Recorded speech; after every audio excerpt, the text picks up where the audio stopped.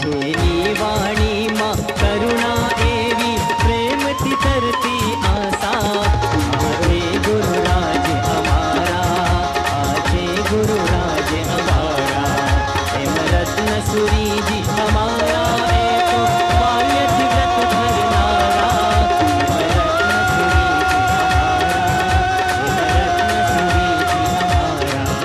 એમ રત્ન સુરીજી અમારા એ તો बाल्यથી व्रत धरनारा हेम रत्न सुरीजी हमारा हेम रत्न सुरीजी हमारा गुरुवै गुरुवै गुरुवै गुरुवै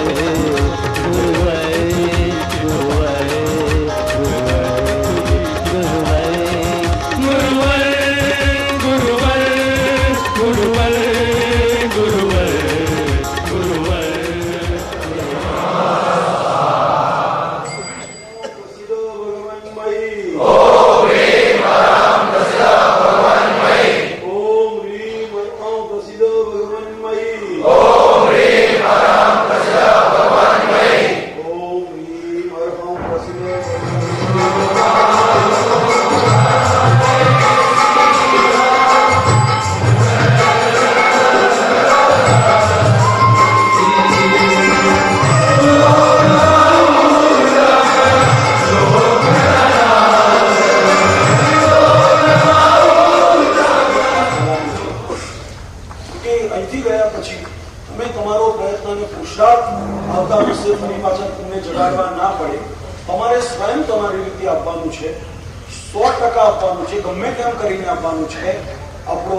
सिल्वर जुबिली नो आ 25 वर्ष नो महोत्सव भले पूरो थई गयो आवती सीधी कदाच आपणे आनाथी सवाई आपणे केम न मनावी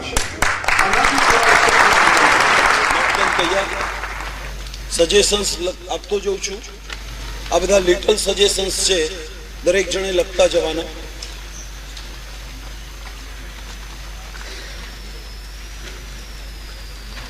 વેપાર શુદ્ધિના વિષયની અંદરમાં ઘણા બધા સૂચનો હતા એમાં 6 તેજીના કારણો અને 6 મંદીના કારણો એ આપતા પહેલા વધારાનું એક સૂચન હતું કે જે કંઈ પણ આવક થાય એના 4 વિભાગ કરવા જોઈએ એક ભાગ આવકનો એક ભાગ માણસે ઘર ખર્ચમાં કાઢવો જોઈએ આવકનો એક ભાગ માણસે પાછો વેપારની અંદરમાં દાખલ કરવો જોઈએ આવકનો એક ભાગ માણસે બેલેન્સ કરવી જોઈએ અને આવકનો એક ભાગ હંમેશને માટે એને ધર્માદા ખાતાની અંદરમાં શુભ ખાતાની અંદરમાં વાપરવો જોઈએ આવા આવકના 4 વિભાગ કરી દેવા જોઈએ 1 રૂપિયો તમે કમાઓ તો 4 આના ઘર ખર્ચ ખાતે 4 આના બીજા વેપારને વધારવા માટે 4 આના આફત અને ઇમરજન્સી માટે અને બાકીના 4 આના જે છે એ 100% ચેરિટીઝ કરવી જોઈએ આવા 4 આનાના વિભાગ 4 કરી અને ધનની વ્યવસ્થા માણસે વિચારવી જોઈએ જરાક સ્પીડમાં ચાલશું ઘણા બધા સૂચનો છે ને આપણને શરૂ થતા 10 વાગી ગયા હશે બરાબર 10 થયા છે ઘણા બધા યુવાનો મને હેલ્પ કરવાનું કામ કરે છે અહીંયા ઘણા ચિઠ્ઠીઓ પણ આપી ગયા છે કેટલાક છાપાના કટિંગો પણ આપી ગયા છે તમને પણ કહું છું કે આવું કશું નજરમાં આવે તો મને મોકલતા રહેજો માનસ શરૂ થયા પહેલા હું ઘણું વાંચતો હતો પુષ્કળ વાંચતો હતો અને ઘણો બધો સંચય પણ કરતો હતો પુસ્તકોમાં પ્રવચનોમાં ઉપયોગ પણ કરતો હતો પણ માણસની જવાબદારી આવ્યા પછી હું જાજુ વાંચી નથી શકતો મેળવી પણ નથી શકતો તમે ઇન્ટરનેટ પરમાં દુનિયા પાર જઈ શકો છો કંઈક પણ તમને એવું ઉપયોગી મળે કે આ ગુરુદેવને કામ લાગે એવું છે તો ચોક્કસ તમે મને મોકલજો મારા એક યુવાને મને સન્ડે ટેલિગ્રાફ્સ નામના પેપરનું કટિંગ્સ મોકલેલું એ કટિંગની અંદરમાં 7 ડેડલી ફાઇનાન્શિયલ સિન્સ 7 પ્રકારના ધંધાના પાપો સિન્સ 7 ડેડલી ફાઇનાન્શિયલ સિન્સ આવા હેડિંગ સાથે ધંધાના 7 પાપ સન્ડે ટેલિગ્રાફ્સ નામના પેપરની અંદરમાં છપાયેલા મેં મારી નોટ્સમાં આજથી 12 વર્ષ પહેલા લખીને રાખેલા છે તમને બતાડીશ 7 ડેડલી ફાઇનાન્શિયલ સિન્સની અંદરમાં પહેલું પાપ છે એવરીસ એટલે લોભ લોભ દશા. લોભ સર્વ પાપનો બાપ કોણ? લોભ. સગળાય પાપનો બાપ કોણ કહેવાય? લોભ કહેવાય. સગળાય પાપનો બાપ હોય તો લોભ છે. લોભમાંથી જ માણસ હજારો પાપો કરી નાખતો હોય છે. સંદેહ ટેલિગ્રાફ પેપર પણ ના પાડે છે કે માણસે લોભ દશાની અંદરમાં નહીં જોઈ. જરૂરિયાત પૂરી કરવા માટેની અપેક્ષા એક જુદી ચીજ છે અને લોભ એક જુદી ચીજ છે. શું કરવાનું બોલો? ધીરુભાઈ અંબાણી આટલા બધા રૂપિયા હતા, તો મારે એમ કહું છું બધા રૂપિયા મૂકીને તો જતા રહ્યા. બધા રૂપિયા મૂકીને જતા રહ્યા અને રૂપિયા માટે પાછળ એના ભાઈઓ લડ્યા. પેલો કે રિલાયન્સ શું રાખું, પેલો કે રિલાયન્સ શું રાખું. તો નાનું રિલાયન્સ ને મોટું રિલાયન્સ, બે કંપનીઓ જુદી થઈ ગઈ. એ તો મૂકીને ચાલી ગયા, એ કશું સાથે લઈને નથી ગયા. તો લોભ દશા. ગમે તેટલું ભેગું કરો એ તો અહીંયા તમારે તો મૂકીને જ વયા જવાનું છે. એટલે તમે જે મહેનત કરી રહ્યા છો, જે ભેગું કરી રહ્યા છો, એ તમારા માટે નથી કરતા. તમે કોકના માટે તમારો ખૂન પસીનો એક કરી રહ્યા છો અને ઊંચામાં ઊંચી ધર્મની આરાધનાને તમે જતી કરી રહ્યા છો. એ પૈસા પાછે પાગલ થઈ અને તમારે શું કરવાનું? પૈસા મૂકી દેવાના અને તમારે જતું રહેવાનું. આવી મૂર્ખામી નહીં કરવાની કે હું પૈસો જરૂર કમાઈશ પણ ધર્મને માથા ઉપરમાં રાખીને જ કમાઈશ. ભગવાન હરિભદ્ર સુરેશ્વરજી મહારાજનું વચન છે કે પોતાના ધર્મને સલામત રાખીને જ ધંધો કરે. ધર્મને છોડીને ધંધો ક્યારેય પણ ન કરે. તમે એવો ધંધો નહીં કરતા કે તમારે પૂજા છોડી દેવી પડે, તમારે 3 દિવસની શિબિર છોડી દેવી પડે. તમે એવો ધંધો નહીં કરતા કે તમે પરિવારની સાથે પણ શાંતિથી ન રહી શકો. એવી અત્યંત લોભ દશાની અંદરમાં નહીં જતા. મનને એવું રાખો, સહજ મિલાસો દૂધ ભરો. આપણા ભાગ્યમાં હશે તો કોઈ ક્યારેય લઈ જવાનું નથી. આપણા ભાગ્યનું આપણી પાસે આપવાનું જ છે. રાત્રે ઉઠાડીને કોઈક આપણને આપી જશે. આપણા ભાગ્યમાંથી ક્યાંય જતું નથી. એટલે લોભ નહીં રાખવો. બીજા નંબરની અંદરમાં ગ્લટની એટલે અક્રાંતિયાપણું, કે હજુ વધારે, હજુ વધારે, હજુ વધારે, આવી જે અપેક્ષા છે એને ગ્લટની કહેવાય છે. અક્રાંતિયાપણું કે હજુ હું ખાઉં. જેમ માણસ ખાવામાં અક્રાંતિઓ થઈને ખાય છે ને, એમ પૈસાની બાબતમાં માણસે અક્રાંતિયા નહીં બનવું. ત્રીજા નંબરની અંદરમાં લસ્ટ એટલે વાસના.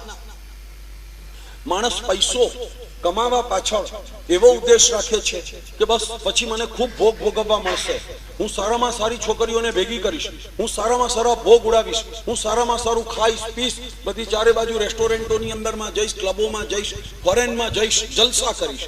આવા પ્રકારની જે વાસનાઓ છે, વાસના સેક્સ ઇઝ ઇક્વલ ટુ, એક જ ઇન્દ્રિય માટે આ શબ્દ નથી વપરાતો.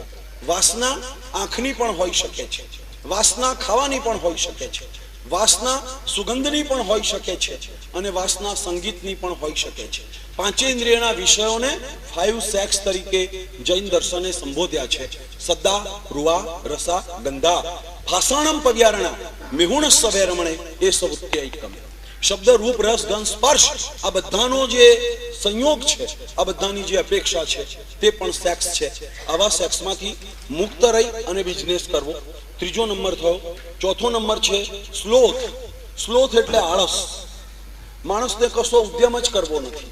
આજુબાજુમાં ઘણા બધા આદિવાસી માણસો છે, એના બૈરા આખો દિવસ મથે છે અને ભાઈડો દારૂ પીને પડ્યો રહે છે, કશું કામ જ કરતો નથી. એમ કેટલાક પુરુષોને આવી આદત બની જાય છે. બૈરા ખાખરા બનાવે છે, પાપડ બનાવે છે, જુદી જુદી જગ્યાએ બહેનો વેચવા જાય છે અને આમ કરીને ઘર ચલાવે છે અને ભાઈડો પડ્યો રહે છે, કશું કરતો જ નથી. આળસ. આવી આળસ ન કામ લાગે. એટલી બધી હોશ હોવી જોઈએ, એટલી બધી સ્ફૂર્તિ હોવી જોઈએ કામ કરવા માટેની, જેના જીવનની અંદરમાં આળસ છે. ગત શિબિરની અંદરમાં મેં કહ્યું હતું કે આળસુ માણસ જે છે એના જીવનમાં ક્યારેય કશી પ્રગતિ થઈ શકતી નથી. ષડદોષા હાતવ્યા એમ કરીને મેં તમને બતાવ્યું હતું કે 6 પ્રકારના દોષ છે. એ માણસે, આબાદીની ઈચ્છતા માણસે 6 દોષને ટાળી દેવા જોઈએ. એમાં આળસ એ સૌથી મોટામાં મોટો દોષ છે. કોઈ પણ બાબતની આળસ નહીં કરો. એટલો બધો ટાઈમ તમે વેસ્ટ કરો છો. જો આ ફજૂલ ટાઈમ જેને વેસ્ટ કહેવાય છે, એ ટાઈમ જો ગ્રુપની અંદરમાં આપવાનો કરો, ગ્રુપના લીડર માણસો એ કામનો જો સારી રીતે સદુપયોગ કરે, આપણે ત્યાં સજેશન આપવા માટે, સૂચનાઓ આપવા માટે માણસોની બુદ્ધિ એટલી બધી ચાલતી હોય છે. કામ કરવામાં કોઈની બુદ્ધિ નથી ચાલતી, માત્ર સજેશન આપવામાં. કોઈ પણ મીટિંગ હોય તો સજેશન આપ્યા જ કરીએ અને કલાક પૂરો થઈ જાય. સજેશન ના આપીએ, આપણે તરત જ કામ કરવાના શરૂ કરીએ કે ચાલો આ વખતે આપણે સન્ડેમાં એકવાર ભેગા થયા છીએ, શું કામ કરવું છે. આળસને ખંખેરી નાખો તો ઘણો બધો સમય હજુ તમારી પાસે છે. શેઠ શ્રેણિકભાઈ 24 કલાકનું આખું શેડ્યુલ આપીને ગયા છે તમને કે 6 કલાક તમારા સુવાની અંદરમાં જવા જોઈએ, 2 કલાક તમારી સાધનામાં જવા જોઈએ, 2 કલાક પરોપકારમાં જવા જોઈએ અને 6 કલાક ધંધામાં જવા જોઈએ. બધું સરસ ગોઠવીને આપેલું હતું. આ રીતે તમારા ટાઈમનું મેનેજમેન્ટ, બિઝનેસ મેનેજમેન્ટની સાથે માણસે હવે ટાઈમ મેનેજમેન્ટની ચીજ પણ સમજવી પડશે કે મારી પાસે આટલો ટાઈમ છે, એ ટાઈમમાંથી હું કયા ટાઈમમાં કયું કામ કરી શકું એમ છું. તો આળસ તમારી નીકળી જશે અને સેકન્ડનો તમે ઉપયોગ કરી શકશો. 5મા નંબરનો દોષ છે પ્રાઇડ. પ્રાઇડ એટલે અહંકાર. પૈસો આવી જાય એટલે માણસને અહંકાર આવી જાય છે. પૈસાથી ક્યારેય પણ અહમને નહીં આવવા દેજો. જેટલી વાર તમને કોઈ બોસ કહીને બોલાવે, જેટલી વાર તમને કોઈ મોટા કહીને આગળ બેસાડે, એટલી વાર તમે સમજો કે મને અંદરમાંથી ગર્વ ના આવવો જોઈએ. ના આવે તો મેં પૈસાને પચાયો સમજો, પચાયો છે એમ સમજવાનું. જો ગર્વ આવી જાય તો એમ સમજવાનું કે પૈસો મને પચ્યો નથી. મારા ગુરુદેવશ્રીએ મને આચાર્ય પદે આરૂઢ કર્યો છે. 11 વર્ષ મારા આચાર્ય પદ પર્યાયના પૂરા થયા, પરંતુ કોઈ સંજોગમાં ક્યારેય પણ મને પોતાને મારા અંગત રીતે મને ક્યારેય યાદ નથી આવ્યું કે હું આચાર્ય મહારાજ છું. સોગંદ સાથે કહું છું કે હું આચાર્ય મહારાજ છું, એવું મને ક્યારેય યાદ જ નથી આવ્યું કે હું આચાર્ય મહારાજ છું. બસ મારે જે કામ કરવાનું છે હું કરે જ જાઉં છું. ગુરુદેવને ના પાડી હતી આચાર્ય પદની વાત નીકળીને ત્યારે કે હજુ માનસ મંદિરનું કામ મારે કરવાનું છે અને એ વખતે દાંડો લઈને મારે ઘણે આટા મારવા પડશે, ઘણી સાઇટ વિઝિટો કરવી પડશે, ઘણી અપડાઉનો કરવી પડશે અને આચાર્ય થઈને હું આવું બધું કરીશ ને તો લોક આચાર્ય પદની નિંદા કરશે કે હવારથી આજ સુધી જો આચાર્ય મહારાજ તો આમ ફર્યા જ કરે છે, જ્યારે જોઈએ ત્યારે ફરતા જ હોય છે. એટલે આ પદની નિંદા થશે. મને કામ કરી લેવા દો, પછી આચાર્ય બનાવજો. પરંતુ સામુદાયિક સંજોગ એવા હતા કે કામ થતા પહેલા આચાર્ય પદવી થઈ અને કોઈ વાસક્ષેપનો પ્રભાવ હશે કે તે પછી આ માનસ મંદિરનું કામ શરૂ પણ થયું અને અડધા રસ્તે આવીને આટલું કામ પૂરું પણ થયું. તો મારે તમને તે કહેવું છે કે પદ એ કોઈ અહંકાર કરવાની ચીજ નથી, પૈસો તે કોઈ અહંકાર કરવાની ચીજ નથી. અતિ નમ્ર બનતા શીખો. તમે ડ્રેસ અને વેશ પણ એવો નહીં પહેરો કે જેમાં તમે કંઈક મનમાં એવો ઊંડો ભાવ રાખતા હો કે મારા ડ્રેસથી મારો પૈસો દેખાવો જોઈએ. તમારો ફુગ્ગો ફૂટી જશે, તમારો ફુગ્ગો ફૂટી જશે. એ ફુગ્ગો ફૂલેલો રહેશે નહીં. જો તમને કપડાં પહેરતા આવો ભાવ આવશે કે મારો પૈસો મારા કપડાથી દેખાવો જોઈએ, ઉલટાનું તમને કહું છું કે તમારો પૈસો ન દેખાય એવા તમે કપડાં પહેરો કે જેથી તમારો પૈસો દેખાય નહીં, શાંત રહી શકે. વડોદરાની આજુબાજુમાં 700 ગામડા, સિક્કે મહેતા કરીને છે, એમને 700 ગામડા એડોપ્ટ કરેલા છે. દીપક ફર્ટિલાઇઝર કરી અને એમનો મોટો શેર ઇસ્યુ ચાલે છે. એ ભાઈ અહીંયા આપણે ત્યાં હોળી કરાવીને ગયા. પન્યાસજી મહારાજની પાસે એ જ્યારે મળવા જતા ત્યારે એમનો વેશ અને એમનો પહેરવેશ એવો હતો કે સાહેબ અંદરમાં મીટિંગમાં બેઠા હોય તો પેલા ભાઈ બહાર બેસી રહેતા અને કોઈ સાહેબને મળવા આવે તો આ ભાઈના કપડાં જોઈ અને એમને પૂછે કે ક્યાંથી આવ્યા છો? સાહેબને મળવા માટે આવ્યા છો? પેલા કે હા, સાહેબને મળવા માટે આવ્યો છું. 2-4 જણા એવા નીકળ્યા કે કઈ નોકરી બોકરીની કોઈ જરૂર હોય તો કહેજો, મારે ત્યાં જગ્યા છે અને તમારે રહેવું હોય તો તમારું મન હોય તો કહેજો મને. એટલે પેલા ભાઈએ કહ્યું સાહેબ જેમ આજ્ઞા કરશે ને એમ કરીશ. જેનો માર્કેટમાં દીપક ફર્ટિલાઇઝરનો શેર ઇસ્યુ ચાલે છે એને કોઈક સાહેબ પાસે આવનારો માણસ એમ કહે છે કે સર્વિસની જરૂર હોય તો કહેજો. જો આ જગ્યાએ તમે હોત તો શું કરત? મારે તમને કહેવું છે સાદગી, કરકસર અને નમ્રતા. સાદગી જોઈએ, કરકસર જોઈએ અને નમ્રતા જોઈએ. આટલો મોટો મહોત્સવ જે છે કલ્પેશે આમ રૂપિયા ગણી ગણી અને એટલી રીતે પૈસા બચાવ્યા છે, એટલી કરકસર કરી છે આપણે દરેક બાબતની અંદરમાં. રસોઈયાનો કંટ્રોલ કેવી રીતે કરવો, મંડપવાળાનો કંટ્રોલ કઈ રીતે કરવો, ઓછા ખર્ચમાં કામ કેવી રીતે થાય. ધર્મનો પૈસો આપણે અહીંયા આ રીતે બચાવતા હોઈએ છીએ. અને તમે દુનિયાને વટપાડવા, આ વખતે તો મારે માથેરાન ફરવા જવાનું છે, આ વખતે તો સાઉથમાં ફરવા જવાનું છે. આપણે વળી ફરવાનું શું? અનંતકાળથી તો ફરતા ફરતા તો આવ્યા જ છીએ, અનંતકાળથી ફરીએ જ છીએ ને. ક્યાં નથી ફર્યા? બ્રાઝિલના જંગલોનો અને વનોની અંદરમાં જઈને વાઘને સિંહ પણ થઈ આવ્યા અને ગિરનારના જંગલમાં જઈને પણ સિંહ થઈ આવ્યા. અનંત વાર નરકે જઈ આવ્યા અને અનંતી વાર કોઈ જગ્યાઓમાં જન્મ લઈ આવ્યા. હવે તો ભગવાનના ચરણમાં સ્થિર થવાનું છે, આપણે ફરવાનું નથી. તો ફરવા પાછળ, આવા ખોટા દેખાડા પાછળ, કપડા પાછળ આવા ખોટા ખર્ચ નહીં કરવાના. શોપિંગ મોલ આવી રહ્યા છે, ઠેકાણે ઠેકાણે શોપિંગ મોલનું કલ્ચર શરૂ થઈ રહ્યું છે. અમારે ત્યાં તો જ્યારે સિઝન આવે દિવાળીની અને હોળીની, ત્યારે ખેતરોમાં બધું ધાન્ય તૈયાર થઈ ગયું હોય ત્યારે એમ કહેવાતું કે મોલ આવી ગયો છે. એ મોલ સાંભળ્યો તો, ખેતરનો મોલ સાંભળ્યો તો, પણ આ શોપિંગ મોલ તો સાંભળ્યો ત્યારે થયું કે અહીંયા આ ખેતર ક્યાંથી લાવીને ઊભું કર્યું કે મોલ આવ્યો છે. મને કે સાહેબ મોલ આવ્યો છે. મેં કીધું મોલ મુલુંડમાં આવે કે મોલ ખેતરમાં આવે? મને કે ખેતરનો મોલ જુદો અને આ શોપિંગ મોલ જુદો. એ શોપિંગ મોલોમાં એટલી રીતે તમને મિસમેરાઇઝ કરવામાં આવે છે. તમને ત્યાં સસ્તું જરૂર મળે છે, પરંતુ મારે તમને કહેવું છે કે જે સસ્તું તમે લેવા જાઓ છો ત્યાં તમે અવશ્ય લૂંટાઈને આવો છો. કારણ કે તમારે એક ચીજની જ જરૂર છે, જરૂર તમારે એક ચીજની છે, પણ એક ચીજ લેવા માટે તમે જ્યારે મોલમાં દાખલ થાવ છો, મોલ એવી ચીજ છે કે અંદર ગયા પછી એક ચીજ લઈને ક્યારેય પણ બહાર આવી શકાતું નથી. એક ચીજ લઈને તમે બહાર નહીં આવી શકો. અંદર ઘૂસ્યા એટલે તમને એમ થશે ઓ આ તો જોયું જ નહોતું, આ તો કામ લાગે એવું છે. નાખ, ઓલી રેંકડી તૈયાર આપે છે, ઓલી રેંકડીમાં ઘા મારી દેવાનો. પછી બીજી દુકાને ગયા એટલે તમને ઓહો આ તો સ્વીટુને કામ લાગે એવું છે કે ચલ્લા લોખી દે, તમે રેંકડીની અંદરમાં ઘા કરો. ત્રીજા ઠેકાણે ગયા ત્યાં તમે ના પાડી કાન નથી લેવાયું, તો બૈરાએ કીધું કેમ નથી લેવાયું? અમારા કાનના બુટિયા તો સારામાં સારા છે, આયા છો તો હવે લઈ લો ને. એટલે તમે એનું માન રાખવા પાછું રેંકડીમાં ઠોક્યું અને આખો ખટારો ભરી અને તમે શોપિંગ મોલમાંથી બહાર નીકળ્યા. સાચી વાત કહું છું, બિલકુલ સાચી વાત છે. એટલે એક ચીજ જોઈતી હોય તો ક્યારેય પણ શોપિંગ મોલમાં જતા નહીં. એક ચીજ જોઈતી હોય તો શોપિંગ મોલમાં જતા નહીં. જશો તો એકના બદલે અનેક ખરીદીને આવશો. અમેરિકાની અંદરમાં એક ક્લબ શરૂ થઈ છે. એ ક્લબનું નામ છે કોમ્પેક્ટ ગ્રુપ. એનું નામ જ છે કોમ્પેક્ટ ગ્રુપ. ગયા વર્ષે આ પેપરમાં આવી ગયું છે. કોમ્પેક્ટ નામનું ગ્રુપ ચાલે છે. એણે ઇન્ટરનેટ પરમાં સભ્યોને ફોર્મ ભરાવ્યા છે. 3 લાખ માણસો એના સભ્યો બન્યા છે કોમ્પેક્ટ ગ્રુપના. અને કોમ્પેક્ટ ગ્રુપમાં સવારે જેમ મેં એલર્ટ ગ્રુપની વાત કરીને કે આપણી એક જ શરત હોય છે કે આપણે અઠવાડિયામાં એકવાર ભેગા થવું અને ભગવાનની આરતી કરવી, આ સિવાય કશું નહીં. આટલું તમે કરો તો તમે એલર્ટ ગ્રુપમાં દાખલ થઈ ગયા. સપ્તાહ એકવાર ભેગા થાવ, ભગવાનના ચરણમાં મળો ને આરતી કરો. કોમ્પેક્ટ ગ્રુપની આવી એક જ માત્ર શરત અને કન્ડિશન હોય છે કે જેને કોમ્પેક્ટની અંદરમાં, કોમ્પેક્ટ ગ્રુપની અંદરમાં જેણે સભ્ય બનવું હોય એણે 1 વર્ષ માટેની બાધા લેવાની. શું બાધા લેવાની? કોમ્પેક્ટ ગ્રુપ એમ કહે છે કે 1 વર્ષ માટે કોઈએ પણ કોઈ નવી ખરીદી કરવાની નહીં, સિવાય કે જીવન જરૂરિયાત. ખાવા માટે જે ચીજ જોઈએ તમે લો. ઘઉં જોઈએ છે, ચોખા જોઈએ છે, બાજરી જોઈએ, તેલ જોઈએ, ઘી જોઈએ, ઓઇલ જોઈએ, આ બધું જે જીવન જરૂરિયાત માટે જે જોઈએ છે એ તમારે લેવાનું છે.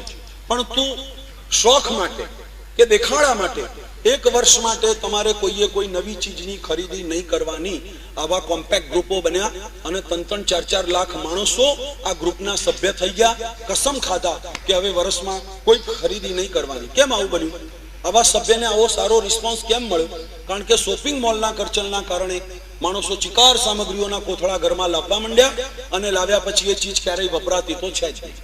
એ ચીજનો ક્યારેય યુઝ આવતો જ નથી. કદાચ એક જ વખત યુઝ થયો કે ન થયો, હવે આ કચરો ફેંકી દેવાનો વારો આવ્યો કે આ કશું ઉપયોગમાં તો આવતું નથી. કોમ્પેક્ટ ગ્રુપે આમાંથી બોધ લઈ અને આવી બાધાઓ આપવાની શરૂ કરી. એટલે મારે તમને તે કહેવું છે કે વિલાસ, અહંકાર વધે એવા કપડા, અહંકાર વધે એવા શૂઝ, અહંકાર વધે એવી હેરસ્ટાઈલ, અહંકાર વધે એવો દેખાડો, અહંકાર વધે એવી ગાડી કોઈ દિવસ ક્યારેય પણ લાવશો નહીં. આણંદજી કલ્યાણજીની પેઢી, આવડા મોટા શેઠ, આજથી 10-12 વર્ષ પહેલા અમે એને જંબુ વિજયજી ત્યાં હતા. એક બાબાએ મંદિર બાंधवा લીધેલું. हाँ, एक बाबा जी ने वहां पर में मंदिर बनाने का शुरू किया था और मंदिर बनाने का जब शुरू किया तब हमने विरोध किया कि शत्रुंजय के ऊपर में और किसी का मंदिर नहीं हो सकता, तुम क्या कर रहे हो? वो पेड़ी पर मैं फोन करवाया कि मेहता जी को इधर बुलाओ. मेहता जी को फोन गया तो मेहता जी के मैं आ रहा हूं. 10 मिनट, 20 मिनट, 25 मिनट, 30 मिनट थी, मेहता जी नहीं आए. फरी फोन करो कि मुनीम जी क्यों नहीं आए? बस के अभी आ जाएंगे, यहां से निकल गए. जब मेहता जी आए, मुनीम जी आए, उनको पूछा कि इतनी देर क्यों लगी? तो कि महाराज मौत से आने में इतना टाइम तो लगता ही है. मैंने कहा कि क्यों तुम इतना टाइम क्यों लगा? तो कि वो घोड़ा गाड़ी थी नहीं. अब घोड़ा गाड़ी को बुलाया, घोड़ा वाला घोड़ा लगाया, गाड़ी तैयार हुई, मैं बैठा तो घोड़ा गाड़ी में इधर आया. तो हमने कहा कि पेढ़ी के अंदर में आज तक तुमने कोई साधन नहीं रखा है, तो कि पेढ़ी की परंपरा है घोड़ा गाड़ी ही रखने का. बोलो, આજની તારીખ સુધી आणंदजी कल्याण जी की पेढ़ी के अंदर में आज तक के अंदर में घोड़ा गाड़ी यूज होती थी. बाद में हमारे एक वडोदरा के श्रावक जेबी परीख आए, उन्होंने देखा कि ये घोड़ा गाड़ी से तो मेरा काम नहीं होगा। उनका लड़का बड़ौदा के अंदर में था, उसने पापा के लिए एक गाड़ी भेज दी कि पापा तुम गाड़ी में अप डाउन करो। तब से पेड़ी में गाड़ी आना शुरू हुआ, घोड़ा गाड़ी से वो लोग चला रहे थे। तो अपनी बात यह है कि इतनी बड़ी पेड़ी है तो उनको गाड़ी लेने में कोई दिक्कत नहीं, कोई पैसे की कमी नहीं है, परंतु बात वही थी कि किसी भी प्रकार का दिखावा हमको नहीं करना है। तो प्राइड 5वां नंबर। 6ठा नंबर है रेख। रेख मतलब रोष, किसी के ऊपर में रोष जो धारण करता है वो भी फाइनेंशियल सिंस, किसी के ऊपर में रोष मत रखो। 7वां नंबर है एनवी, ईर्ष्या, जलन। किसी का भी पैसा देख के आप किसी से जेलसी मत करो, जलन मत करो कि मेरे से बहुत आगे निकल गया, उसने बहुत पैसा कमा लिया, ये तो कब तो किधर था ना अब किधर निकल गया। वैसी ईर्ष्या उनको तो कुछ नुकसान नहीं करती है, लेकिन अपने को अवश्य में नुकसान करती है। जिसको भी पैसा ज्यादा मिलता है, तुम्हारे से पैसा जिसको ज्यादा मिलता है, तो एक बात निश्चित है, तुम्हारे से उनका पुण्य ज्यादा है, पक्का। जो उनका पुण्य ज्यादा है तो तुम्हारे से उन्होंने कुछ धर्म पिछले जन्म के अंदर में तुम्हारे से कुछ धर्म उसने ज्यादा किया है, और जो धर्म किया है इससे पुण्य तैयार हुआ है, उस पुण्य से उसको पैसा मिला है। तुम पैसे की ईर्ष्या करते हो इज इक्वल टू उनके पुण्य की ईर्ष्या करते हो, पुण्य की ईर्ष्या करते हो इज इक्वल टू उसके धर्म की ईर्ष्या करते हो।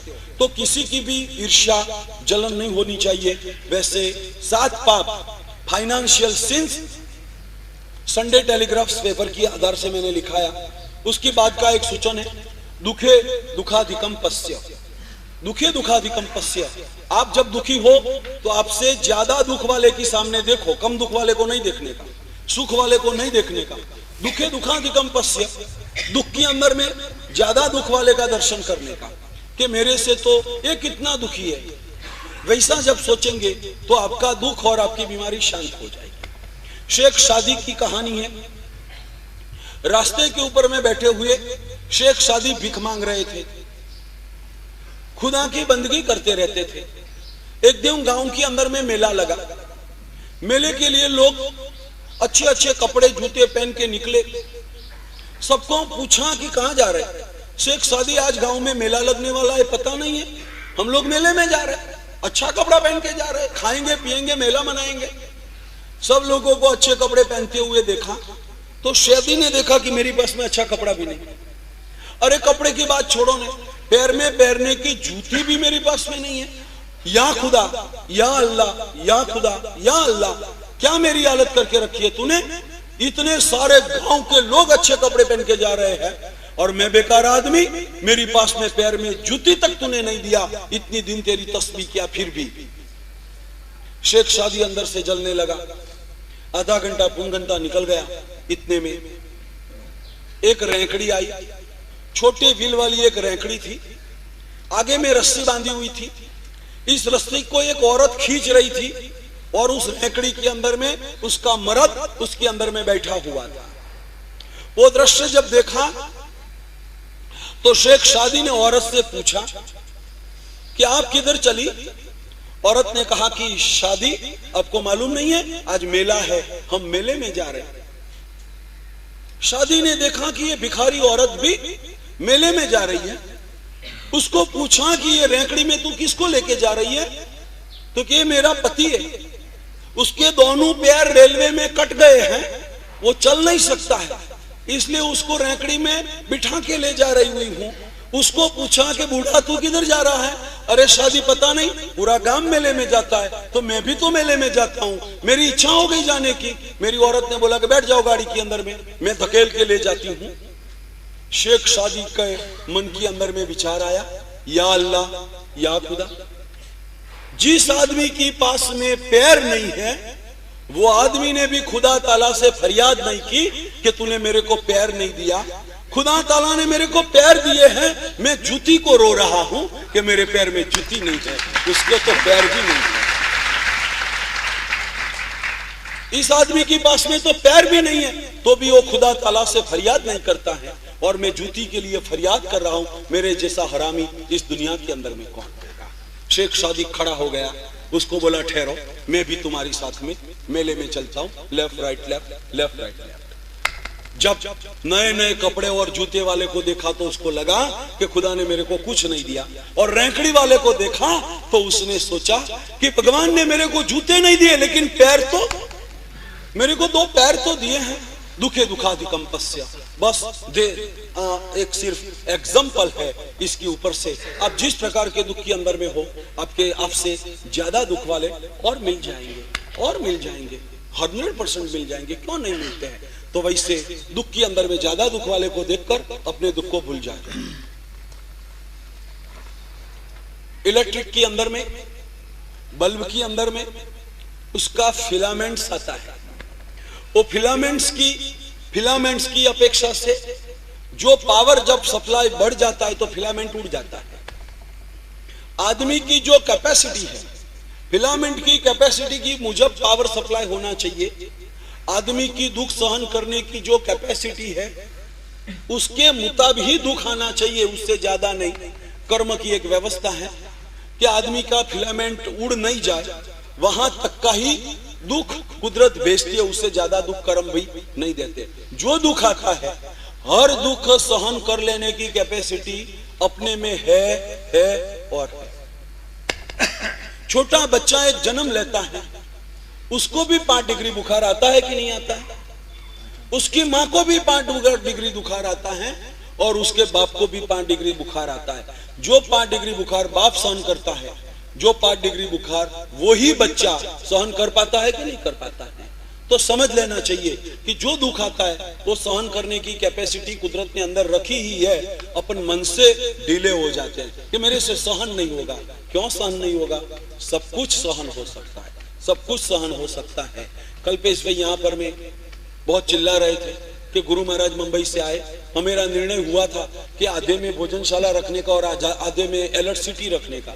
गुरु महाराज ने भोजनशाला ऊपर भेज दी, तो अब बच्चे कैसे जाएंगे, कितने थक जाएंगे, कैसे आएंगे, एक गलत निर्णय हुआ है। मैंने कहा कि तुम बैठो, गलत हुआ है तो गलत हुआ है। जितनी बार ऊपर जाएंगे उतनी बार भगवान को मिलेंगे, उनकी 99 यात्रा 5 दिन में पूरी हो जाएगी, करने दो।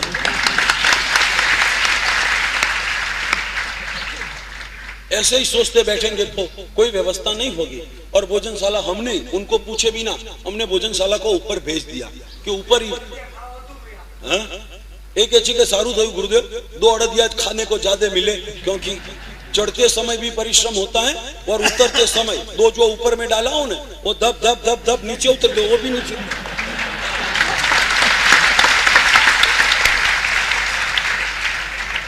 इसीलिए तो व्याख्यान में आराम से बैठ सकते हो।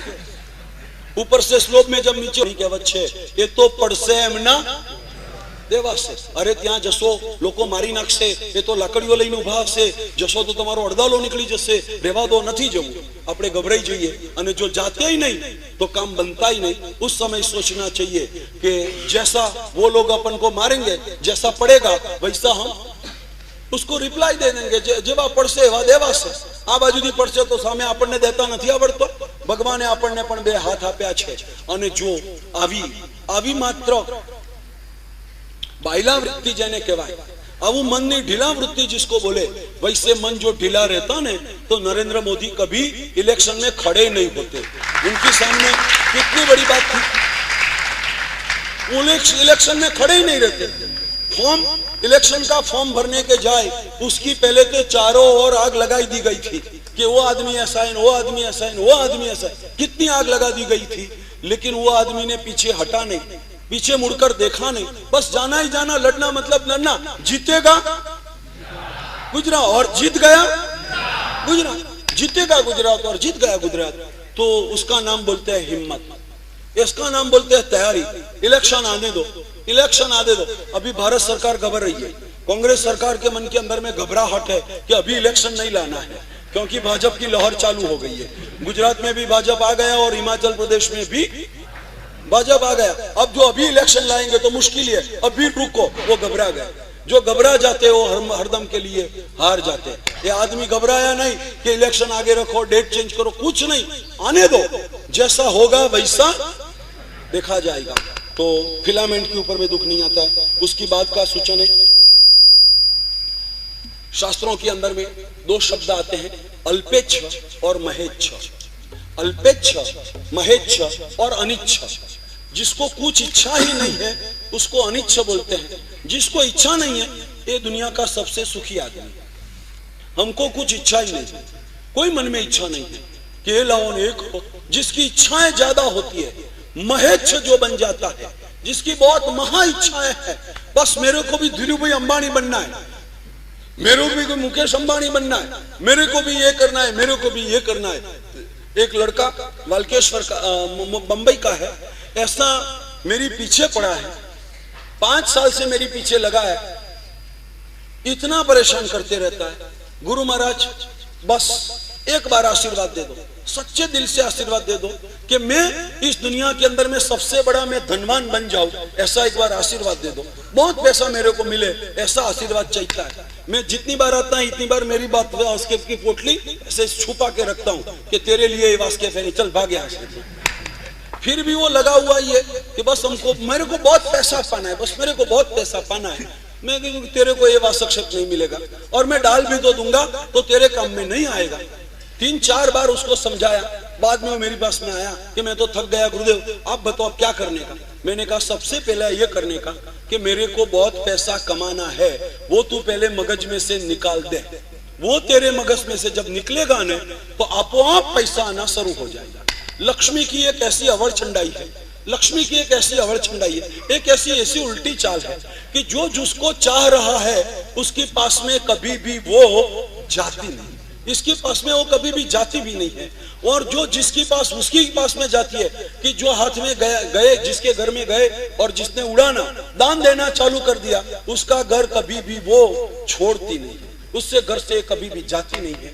स्तवनों के अंदर में कहा गया हुआ है कि जे जन अभिलषे रे, जे जन अभिलषे रे ते तो तेहथी नाशे। जे जन उसकी इच्छा करती है वो से तो वो भाग जाती है। जे जन अभिलषे रे ते तो तेहथी नाशे। तृण सम जे गणे रे, तृण सम जे गणे रे, नित्य तेहनी नित्य रहे पासे, तेहनी नित्य रहे पासे। तृण की तरह, घास की तरह जो समझता है लक्ष्मी हरदम उसकी पास में रहती है। और जो इच्छा करता है कि जल्दी से मेरे को मिल, जल्दी उसको कभी भी नहीं मिल सकता है। तो आप महेच्छ, बहुत बड़ी बड़ी इच्छाएं नहीं करे, अल्पेच्छ हो जाए। भगवान महावीर के 11 श्रावक थे, 11 श्रावकों ने अनशन किया था, आराधना की थी, समाधि से देहांत हुआ था और सभी देवलोक के अंदर में गए थे। भगवान महावीर की संप्राप्ति हुई तो सभी ने हाथ जोड़ लिया था, 10 श्रावकों ने हाथ जोड़ लिया था कि हमको इतना से ज्यादा अब रुपया जमा नहीं करने का, और इतनी शांति से जिए, संथारा लिया, अनशन किया और सर की संप्राप्ति की। भगवान का मार्ग पैसा बढ़ाने का नहीं है, बढ़ गया तो उसको सत्कार्य के अंदर में यूज करना, वो भगवान का मार्ग है। आपको साधु बनो तो आप अनिच्छ बन जाओगे, साधु नहीं बने तो आप कम से कम आपकी अपेक्षा को अल्प कर दो, महा अपेक्षा को अल्प के अंदर में कन्वर्ट कर दो, अल्पेच्छ बन जाओ, महेच्छ मिट कर।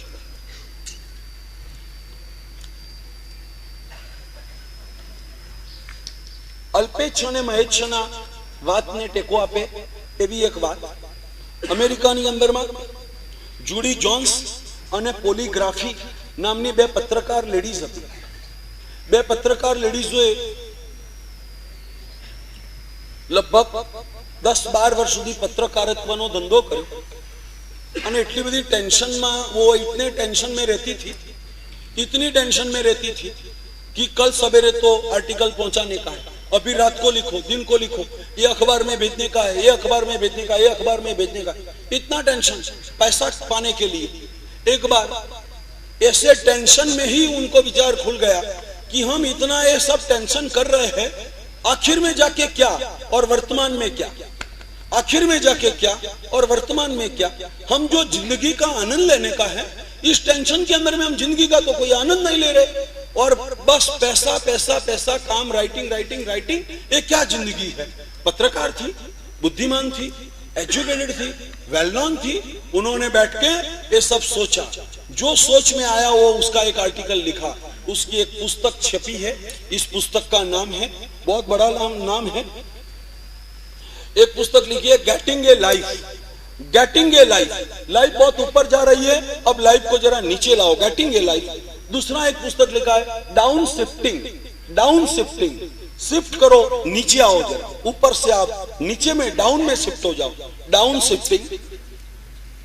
और guide to happier simple living और सिंपल विविंग, ऐसी पुस्तक जूडी जोन्स और पॉलीग्राफिक से लिखी गई हुई है। Mister Faith Pope, mister Faith नाम के पोप जो थे, उन्होंने किताब लिखी है we don't want, we don't want, आप वांट, अब इच्छा नहीं रखो, वी वांट डोंट, इच्छा रखने की आप बंद कर दो, we want don't anything more, what we want now is less, what we want now is less. इच्छा रखो तो एक ऐसी इच्छा रखो कि मैं तमाम इच्छाओं से रहित हो जाऊं, मैं तमाम इच्छाओं से रहित हो जाऊं, ऐसी इच्छा रखनी हो तो रखो, उससे ज्यादा कोई इच्छा नहीं रखो। उसकी बात का एक सूचन था, भगवान हरिभद्र महाराज का वचन मैंने बोला था, कुणई अर्थ चिंतम, कुणई अर्थ चिंतम निवाहितो नियत धम्मम, कुणई अर्थ चिंतम, अर्थ की चिंता करे, श्रावक पैसे की चिंता करे, कैसे करे, निवाहंतो नियत धम्मम, निवाहंतो नियत धम्मम, निज पोता का खुद का जो धर्म है उसका पालन करते हुए अर्थ की चिंता करे, धर्म को साइड करके कभी भी अर्थ की चिंता नहीं करे। इतना समझ के जाओ, इतना लेके जाओ कि धर्म और धंधा, धंधा से, धंधा के कारण से धर्म को जीवन से यदि जो अलग कर दिया तो वो धंधा चौपट हो जाएगा। जितना भी धंधा चलता है उसमें साथ में धर्म को रखो, जो भी कुछ आप काम करो उसके अंदर में कुछ परसेंटेज सुकृत करना, अच्छे कार्य करना, शुभ कार्य करना, ऐसा संकल्प होना ही चाहिए।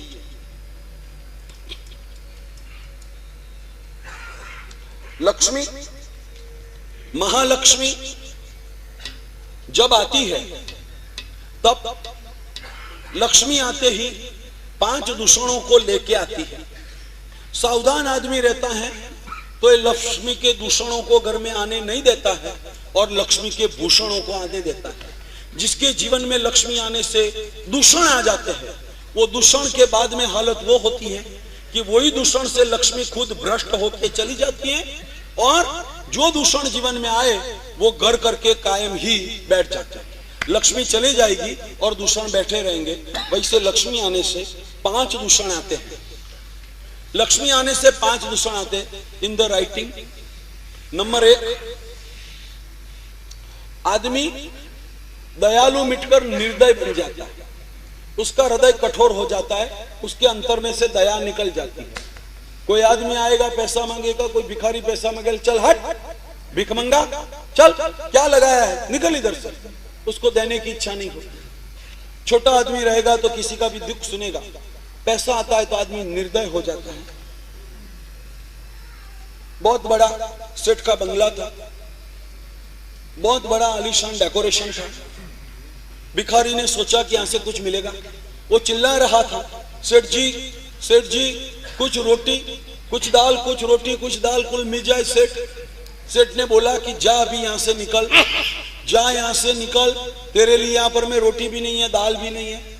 उसने कहा कि सेठ जी एक कपड़ा, 2 कपड़ा, एक कपड़ा, 2 कपड़ा, एक कपड़ा, 2 कपड़ा, चल निकल यहां से, तेरे लिए कपड़ा भी नहीं है और कपड़ा भी नहीं है, निकल यहां से। सेठ जी कुछ दान, अनाज, चावल, चोखा, कुछ तेरे लिए इधर कुछ नहीं है, चल निकल। भिखारी ने सोचा कि कुछ मिल जाए तो अच्छा है। उसने कहा कि सेठ एक गिलास पानी, सेठ एक गिलास पानी। उसने कहा कि हरामी एक बार बोला ना कि इधर कुछ नहीं है, तू जा यहां से निकल। इतनी बार चिल्लाता हूं, कभी का सर खा रहा हुआ है। भिखारी ने कहा कि सेठ निकल जाता हूं, लेकिन एक बात मेरी मानोगे, एक बात मेरी सुनोगे, एक बात सुन लो तो मैं चला जाता हूं। उसने कहा कि बोल, तू यहां से जा, वो मैं चाहता हूं, पर तेरी बात सुनने को तैयार, बोल क्या बोलना है। उस भिखारी ने इतना ही कहा कि सेठ आपके पास में देने के लिए रोटी भी नहीं है, आपके पास में देने के लिए कपड़ा भी नहीं है, आपके पास में देने के लिए एक गिलास पानी भी नहीं है, तो मैं आपको रिक्वेस्ट करता हूं कि ऐसे बेकार बैठे हो क्यों, मेरे धंधे में आ जाओ, चलो मैं साथ में लेके चलता हूं। तुम्हारी पास में कुछ है ही नहीं, अपन पार्टनरशिप रखेंगे।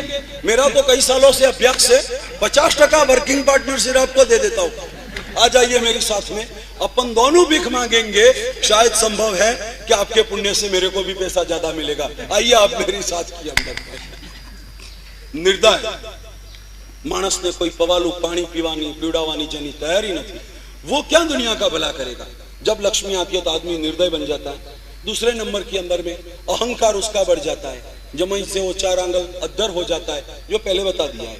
नंबर 3, उसकी तृष्णा इच्छा बहुत बढ़ जाती है कि पैसा है, अभी ये करना है, अभी ये करना है, अभी ये करना है, अभी ये सौदा करूँ, अभी ये डेवलपमेंट करूँ, जो ये विकास करूँ, उसकी तृष्णा बढ़ जाती है। उसको कंट्रोल करते रहिए, तृष्णा को कंट्रोल करते रहिए। नंबर 4, जब लक्ष्मी आती है तब माना आदमी की भाषा कठोर बन जाती है। भाषा हमेशा कोमल रहनी चाहिए, कठोर मत बनो। कठोर बनने से बहुत तकलीफ है। अपशब्द मत बोलो, कभी भी जबान पर से अपशब्द नहीं निकलना चाहिए। अब तो बाधा दिलवा दी है इसलिए निकलने वाला ही नहीं है, कभी भी निकल जाए। कल जो प्रतिज्ञा दी है उसके अंदर में कभी भी गलती हो जाए तो उसका प्रायश्चित गुरु महाराज को भेजने का, 7 नौकार गिनने का। कभी बीमारी आ गई और पूजा को नहीं गए जा सके तो चल सकता है। कभी 36 घंटा ट्रेन में बैठने का है और पूजा नहीं कर सकते हैं तो चल सकता है। तो वैसी उसकी जैना बोलते हैं कि जब मजबूरी हो तो उसी समय के अंदर में बाधा का कोई टेंशन लेने की जरूरत नहीं है। 5वां नंबर है, लक्ष्मी जब आती है तब सज्जनों की दोस्ती कम होते जाती है और दुर्जनों की दोस्ती ज्यादा होती जाती है। तो दुर्जन का संग नहीं करना चाहिए। पैसा जब है तो दुर्जन के संग के अंदर में मत जाइए।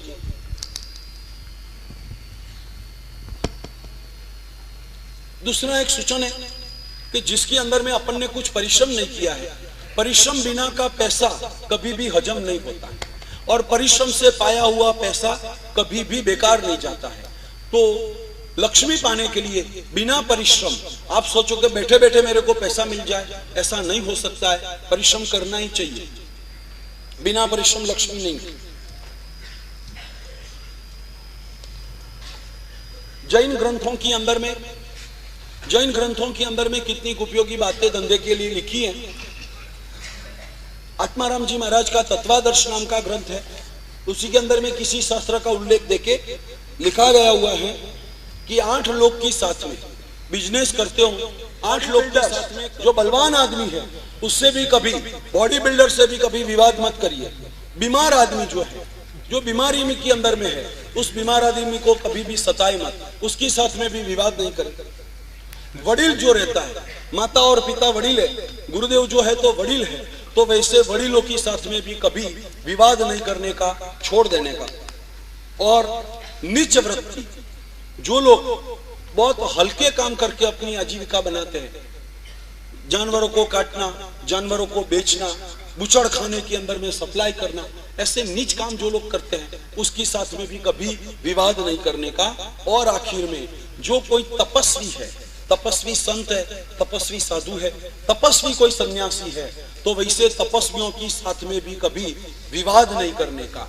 राजा कृष्ण के समय में द्वैपायन नाम का तपस्वी था, उसके साथ में कृष्ण के लड़कों ने बहुत विवाद कर दिया और उसने अपना तप होड़ में रख दिया कि मेरी साथ में उन्होंने दुर्व्यवहार किया है, मैं मरने के बाद पूरी द्वारिका को जला के साफ कर दूंगा। और वो द्वैपायन देवलोक के अंदर में अग्नि कुमार देव बना, उसने पूरी द्वारिका को जला के खलास कर डाली। आज भी भारत सरकार उस द्वारिका को ढूंढ रही है कि सोना की द्वारिका बनी हुई थी, वो सोने की द्वारिका है किधर, समंदर के अंदर में उसकी खोज कर रही है। 8 की साथ में कभी भी विवाद नहीं करे। सूचनों में कहां तक आए थे अपन?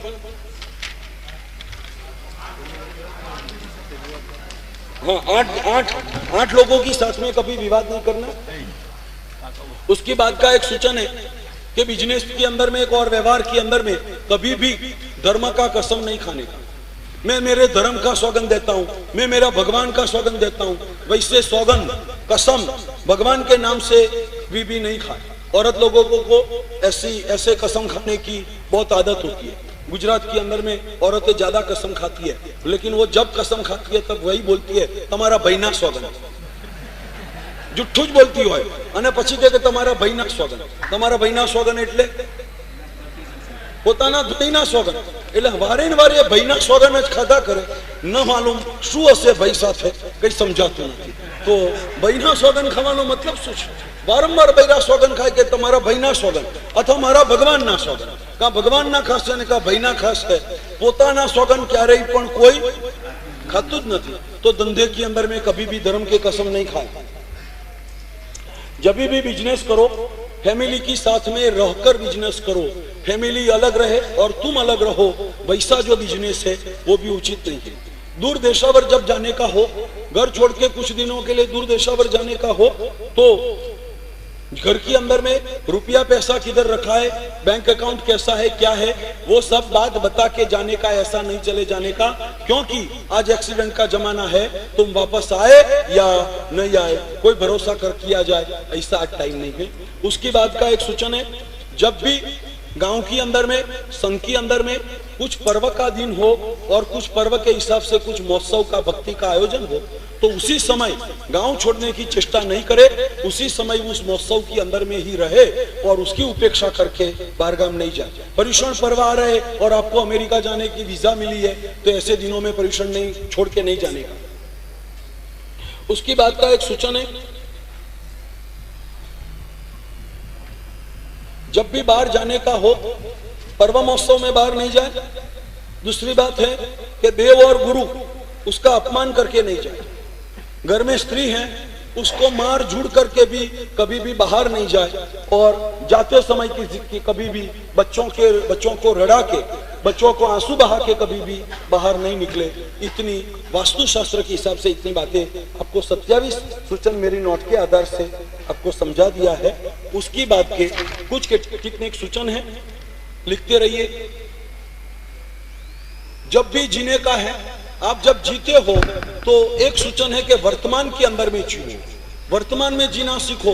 भूतकाल का भार मगज पर में नहीं लो कि हम कल ऐसा हुआ था, परसों आया था, पिछली साल तो ऐसा हुआ था. भूतकाल को कभी भी याद मत करो.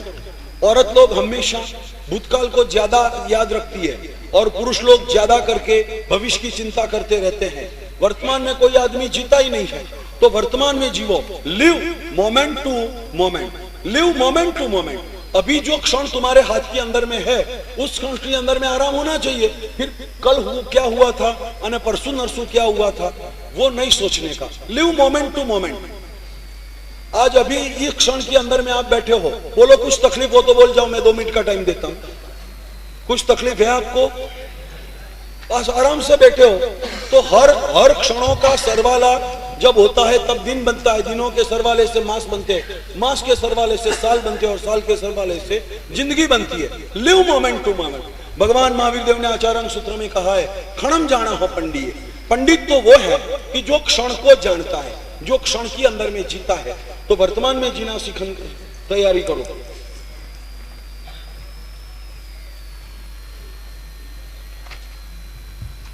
इंग्लैंड के अंदर में क्रॉमवेलियम नाम का एक चर्च है. इंग्लैंड में क्रॉमवेलियम नाम का चर्च है. इस चर्च के प्रवेश द्वार के ऊपर में एक बोर्ड लगा हुआ है, उसमें एक स्लोगन लिखा हुआ है, things and thanks. Things and thanks.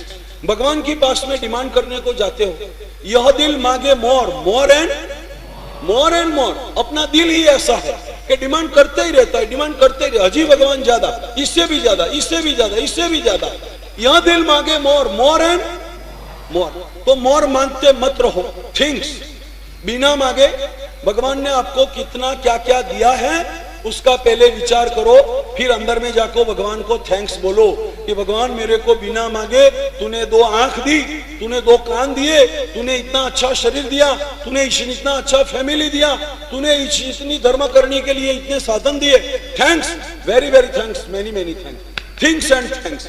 जो अभाव है उसकी अपेक्षा मत करो, जो सद्भाव है उसको सोचो. एक डॉक्टर ने किताब के अंदर में लिखा है कि हाई ब्लड प्रेशर जितने प्रेशर वाले जितने दर्दी हैं उनका सर्वे किया तो पता चला कि जिस आदमियों का दिमाग ज्यादा करके विरोधी माइंड वाले रहते हैं, नेगेटिव थिंग्स वाले रहते हैं. कोई भी काम करने को जाओ, कभी वो हाँ नहीं बोलेंगे, पहले ना ही बोलेंगे. काम तो हो ही जाएगा, लेकिन उनका स्वभाव ही ऐसा है कि पहले ना बोलने का. ऐसे आदमियों को हाई ब्लड प्रेशर ज्यादा हो जाता है. किसी भी बात का विरोधी करने का।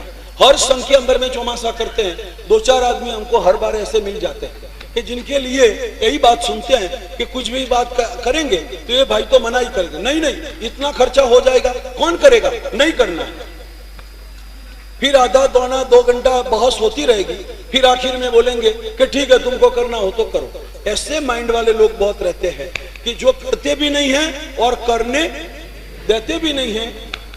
बंबई के अंदर में बिल्डिंग लाइन का धंधा चलता है, उसमें 2 प्रकार की एजेंसी आती है। एक एजेंसी बांधकाम की एजेंसी रहती है और एक एजेंसी तोड़काम की एजेंसी रहती है। वो तोड़काम वाली एजेंसी, ये मकान गिराने का है तो उसकी एजेंसी अलग रहती है, और बांधकाम करने का है तो उसकी एजेंसी भी अलग रहती है। अब आप कौन से एजेंसी के मालिक हो मेरे को पता नहीं, कि आप बांधकाम को चाहते हो कि तोड़काम को चाहते हो। कई लोगों का काम ऐसा ही है कि तोड़काम करते रहो, और मेरे अलर्ट ग्रुप इतने चलते हैं, कई ग्रुपों के अंदर में ये तोड़काम वाली जो एजेंसियां रहती है वो कभी कभी ग्रुप को भी तोड़ देती है, एक अहंकार के हिसाब से कि मेरे को बड़ा क्यों नहीं किया, मेरे को खड़ा क्यों नहीं किया। अभी अभी ऐसे प्रॉब्लम बहुत चालू हो जाते हैं। और मेरी डायरी के अंदर में कितने ही नाम अलर्ट के लिखे हुए रहते हैं। एक का नाम लिखा था लेकिन उसका फोन नंबर नहीं लिखा था, तो हमने कहा जिसका नंबर लिखा है उसका ही नाम लिखो तो कोई कांटेक्ट करेगा। तो ग्रुप में जाके प्रॉब्लम हो गए कि ये तो कोई काम करता ही नहीं, उसका नाम प्रेरणा पत्र में कैसे आ गया, खलास आग लग गई, इतने में ही आग लग गई। अरे तुम डिप में जाओ तो सही कि प्रॉब्लम क्या है, क्या प्रॉब्लम है। तुम्हारा नाम है लेकिन तुम्हारा नंबर नहीं है, तो तुम्हारा नाम कैसे लिखे फिर। आज मोबाइल का जमाना है, कितने लोगों को कब किसी भी कारण से कब जरूरत पड़ गई तो कहां पर में किसका कांटेक्ट करेंगे, चलो जाने दो। तो विरोधी माइंड नहीं रखने का, जो भी काम आए तुम्हारे सामने एक धक्का लगाओ, चालू करो, हो जाएगा अपन सब साथ में देखा जाएगा, चालू करो, यू विल स्टार्ट, ऐसा बोलते रहो। विरोधी माइंड को कभी भी यूज मत करो। तीव्र कक्षा का क्रोध नाम से खराब है, अंदर उठता है तो भी खराब है, बाहर निकलता है तो और खराब है। अंदर उठता है तो एक को जलाता है, बाहर निकलता है तो 2, 4, 5, 10 को जला देता है। आग उठे जे घर थकी ते पहलू घर बाड़े, जड़नो जोग जो नवी मळे तो पासे नु पर जा। एक घर के अंदर में आग लगेगी तो वो आग पहले जो घर में आग लगी है उस घर को जला देगी, और पानी का योग नहीं मिला तो दूसरे घर को भी वो आग लग जाएगी। तो क्रोध नाम से खराब है। तीव्र क्रोध से हार्ट अटैक आ सकता है, तीव्र क्रोध के कारण मृत्यु भी हो सकता है। बंबई के अंदर में एक संघ की मीटिंग चल रही थी, अहंकार कहां काम नहीं करता है वो सवाल है। 2 ट्रस्टी का अहंकार टकरा गया, ये टकराहट के अंदर में इतनी लड़ाई बड़ी हो गई, लड़ते लड़ते ही एक आदमी को वहां पर में अटैक आ गया। डॉक्टर आए, उसकी पहले तो उसका हार्ट फेल, तीव्र क्रोध के कारण। चालू मीटिंग के अंदर में, संघ की मीटिंग के अंदर में, संघ की जाजन के ऊपर में गुस्सा करते करते उनका आयुष्य समाप्त हो गया, सिर्फ गुस्सा के कारण से।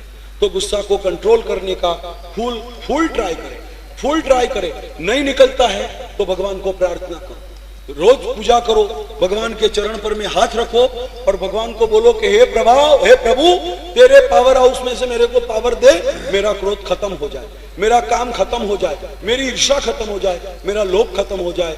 ऐसा काम, ऐसा प्रार्थना से भी तीव्र दोष भी निकल सकता है। शेक्सपियर ने एक पुस्तक के अंदर में शेक्सपियर ने लिखा है कि जिसका अपने ऊपर में उपकार हुआ है, जिन्होंने कुछ भी अपने जीवन के अंदर में उपकार किया है, जिन्होंने कुछ भी अपने को आगे बढ़ाया है, फिर वो उपकार धर्म क्षेत्र के गुरु महाराज तो सबसे ज्यादा करते हैं।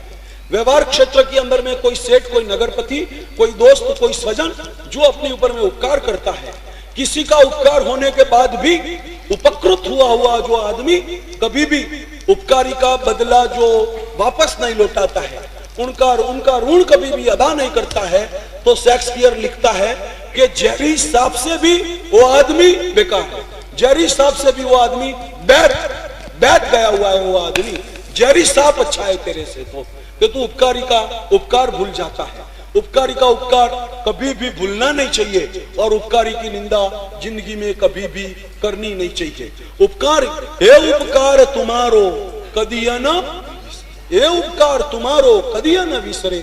भगवान ने अपने ऊपर में जो उपकार किया है वो उपकार कभी भी भुला नहीं सकते। गुरु महाराज ने जो उपकार किया कभी भुला नहीं सकते।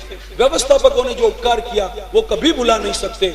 आपको व्याख्यान सुनने के लिए कितनी इंतजारी रहती है, प्रोग्राम देखने के लिए कितनी इंतजारी रहती है। आज 50-100 युवा ऐसे है कि जो तुम्हारी सेवा के लिए, हमारे जीतू भाई, भावेश भाई, सैनिक भाई, वो सब चौके के अंदर में लगे हुए हैं। एक भी प्रोग्राम उन्होंने देखा नहीं है, एक भी सेकंड इस जाजम के ऊपर में आए नहीं है। बुक स्टॉल के ऊपर में लोग बैठे हुए हैं, कार्यालय के अंदर में लोग बैठे हुए हैं।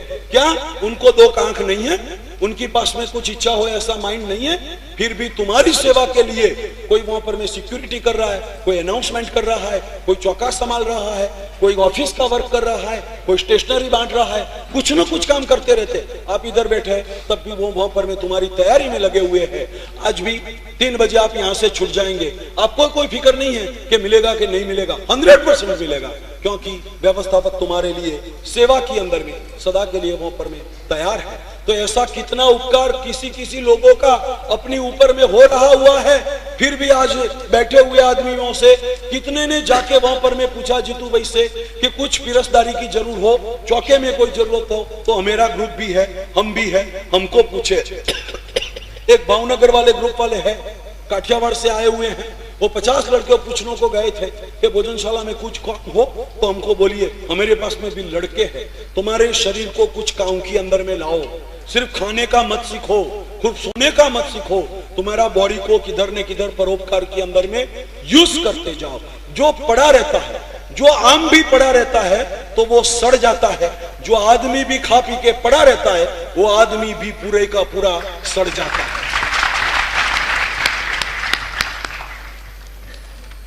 સાબરકાંઠાના વિહારમાં હતો, હિંમતનગરની આજુબાજુમાં વિહાર કરતો હતો। એ સ્કૂલની અંદરમાં, એક સ્કूल के अंदर में हमेरा ठहरने का हुआ था। उस स्कूलों की दीवारों के ऊपर में स्लोगन लिखे हुए रहते हैं। उस एक स्लोगन के अंदर में लिखा हुआ था, गुजराती के अंदर में लिखा हुआ था कि कटाई जवा करता घसाई जवू सारू छे, कटाई जवा करता घसाई जवू सारू छे। अब हिंदी ट्रांसलेशन बोलू, कटाई जवा करता घसाई जवू, जंग लग जाने से घिस जाना अच्छा है, जंग लगने से घिस जाना अच्छा है। तुमको जंग लग जाए और तुम खत्म हो जाओ, और तुमको घसारा लग जाए और तुम खत्म हो जाओ। एक लोहे की आइटम है, घर के अंदर में पड़ी है, तो पड़े पड़े उसको जंग लग गया, कड़े पड़े वो जंग लग जाए तो लोहा तो जाके मिट्टी हो जाता है। तो पड़े पड़े कुछ काम में नहीं आया और लोहे को जंग लग गया, वो मिट्टी हो गया। और दूसरा पुर्जा, कोई गाड़ी के अंदर में स्पेयर पार्ट बन गया, और स्पेयर पार्ट बन के गाड़ी के अंदर में, ट्रक के अंदर में वो फिट हो गया। घिसते घिसते घिसते घिसते घिसते उसका आयुष्य पूरा हो गया, उसको फेंक दिया गया। तो दोनों में से पसंद जंग लग जाए और खत्म हो जाए, और घिस जाए और खत्म हो जाए। उसने लिखा था कि कटाई जवा करता घसाई जवू, તમે રોગોથી બીમાર થઈ થઈને મરી જાઓ એના કરતા કોકનું કામ કરતા કરતા મરી જાઓ તે વધારે સારું છે। એટલે ઉપકારીનો બદલો ક્યારેય પણ કોઈ પણ સંજોગની અંદરમાં ચૂકવો નહીં જોઈએ। એલર્ટ ગ્રુપ વાળાઓને કહું છું કે જેટલા ગ્રુપો ચાલે છે એને કોઈ સંજોગમાં ગ્રુપની વફાદારી ચૂકવી નહીં જોઈએ, ગુરુની વફાદારી ચૂકવી નહીં જોઈએ। આગળમાં એક સૂચન આપવાનું છે, લવ ઓલ, લવ ઓલ, ऑल, जितने भी लोग हैं सबसे प्यार करो, लव ऑल। हम साधु लोग तो खोज ही रहते हैं। गिरनार से मैं अमरेली जा रहा था, पीछे में एक बहुत बड़ी फैक्ट्री थी सीमेंट की। उस सीमेंट फैक्ट्री में पड़े सोए हुए थे, वहां एक कैलेंडर लगाया हुआ था। उस कैलेंडर के अंदर में एक स्लोगन लिखा था, 3 वाक्य लिखे थे, love all, love all, trust few, love all, trust few. Love, जो लव प्यार करना है सबसे प्यार करो, परंतु जब विश्वास करने की बात आती है तो ट्रस्ट फ्यू, सबके ऊपर में विश्वास नहीं करने का, प्यार सबसे करने का, विश्वास तो फ्यू, कुछ लोगों के ऊपर में ही विश्वास करो, सब लोगों का विश्वास करने का नहीं। पर प्यार करने में किसी को बात मत रखो, उसमें किसी को दूर मत रखो। लव ऑल, ट्रस्ट फ्यू, सबसे प्यार करो, कुछ लोगों पर में विश्वास करो।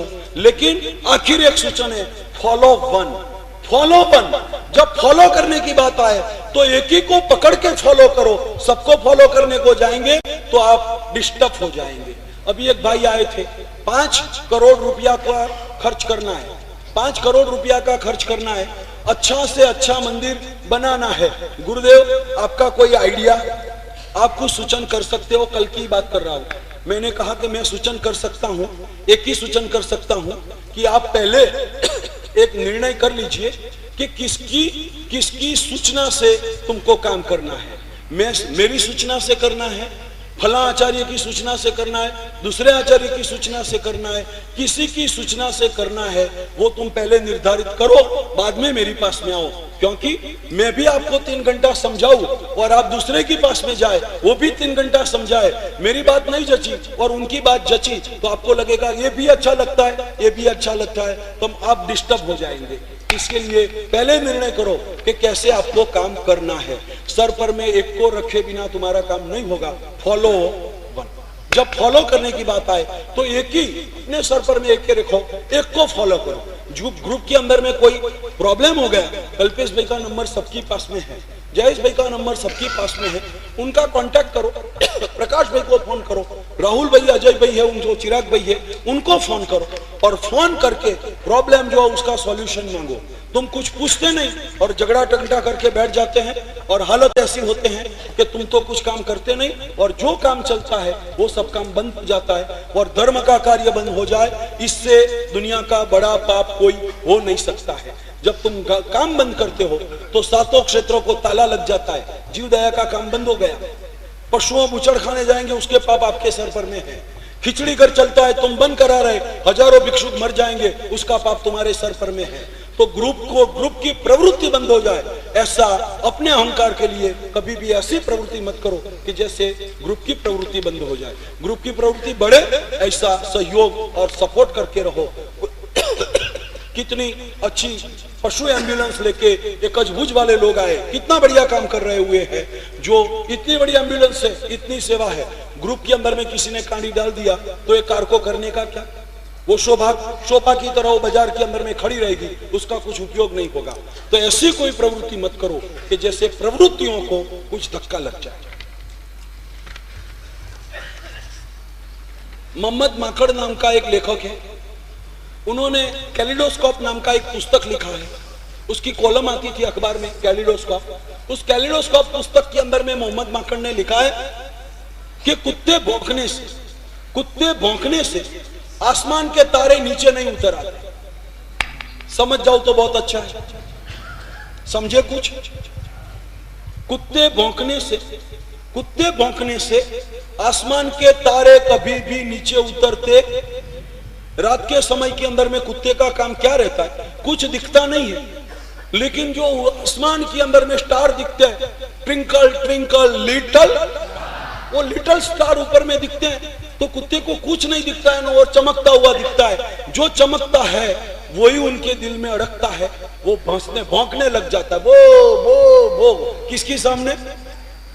जो चमकता है उसकी सामने। तो तुम कुछ काम करोगे तो तुम्हारी सामने भी इस दुनिया के अंदर में 2 पैर के कुत्ते भी भौंकेंगे। वो और कुत्ता भौंकता है तो उसके पीछे दौड़ने का नहीं, बंद कर दो।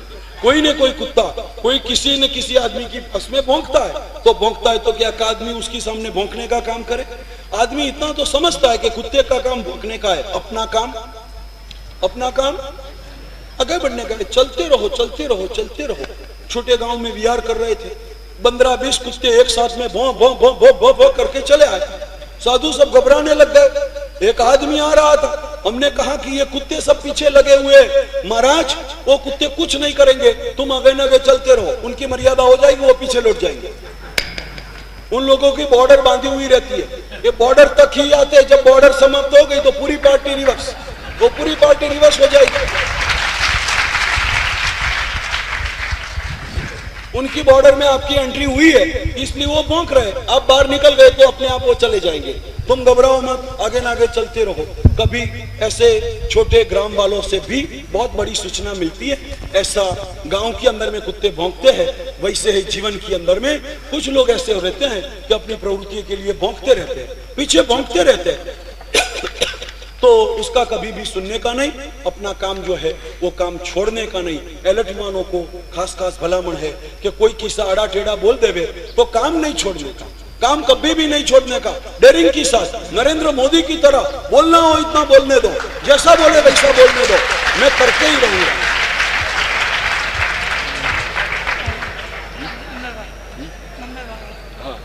काम तुम्हारा करते ही रहो।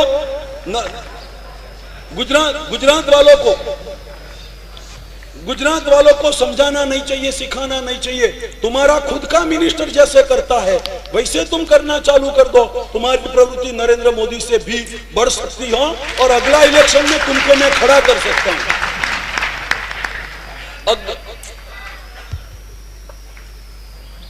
बहुत बातें हैं, समय कम है।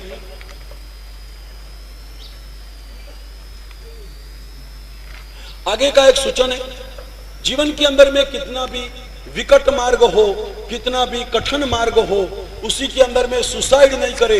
हर चीज का रास्ता हर समय मिलता है, हर संकट का रास्ता निकलता ही है। कभी भी संकट से घबराओ नहीं। प्रेरणा पत्र के अंदर में एक संवेदना के अंदर में मैंने लिखा था, बंबई की लोकल ट्रेन में जिन लोगों ने मुसाफरी की उनको पता है। अब लोग लोकल से तो इधर आए हैं, पीछे कुछ बात करते हो तो बंद हो जाइए, एकदम साइलेंट चाहिए। कोई लोग बात नहीं करे, अंदर अंदर बात नहीं करे, एकदम साइलेंट। क्योंकि मेरे को गले के अंदर में अभी कंजेशन हो रहा है, कुछ अंदर में दुख रहा है, तो शांति से बैठे मैं सब्जेक्ट पूरा कर लेता हूं। बंबई की लोकल ट्रेन के अंदर में जो हरदम मुसाफरी करते आप लोग कभी कभार कर लेते, उस ट्रेन के अंदर में देखा होगा कि पूरा उसका कंपार्टमेंट पैसेंजरों से पूरा दबा और भरा हुआ रहता है। इतना भरा हुआ रहता है कि जिसकी कोई सीमा नहीं।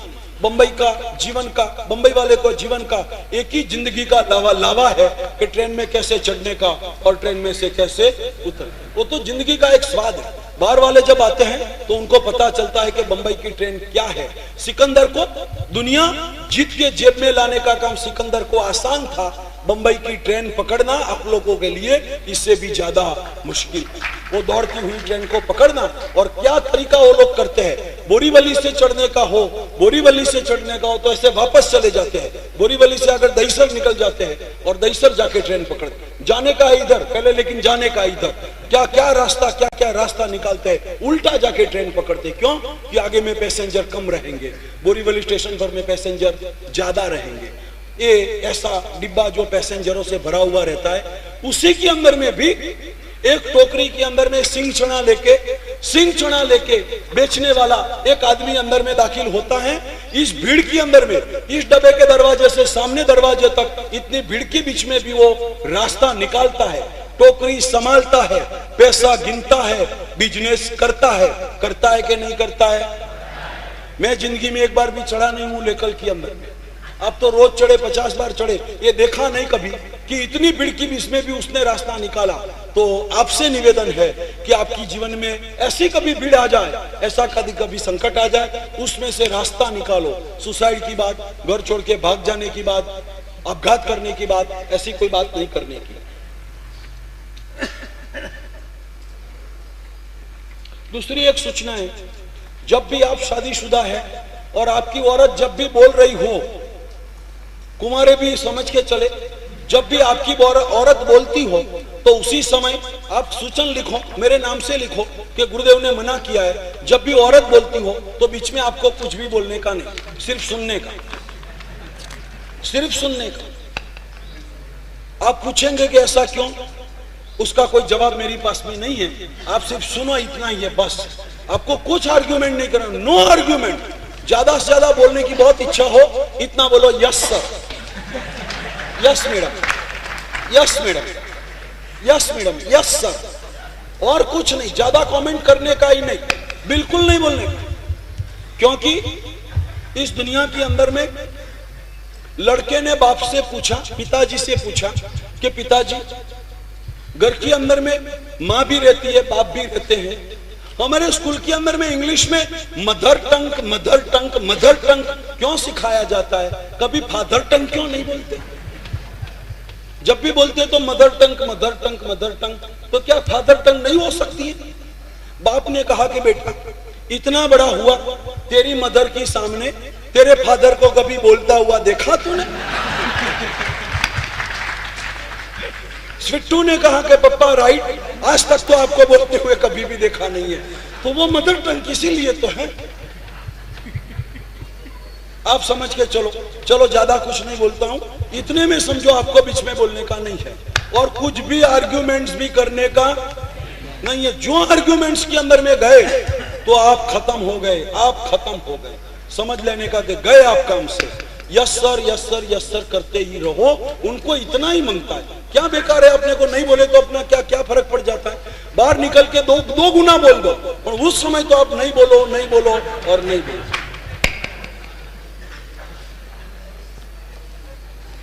हस्बैंड घर में बैठा हुआ था, घर में हस्बैंड बैठा हुआ था।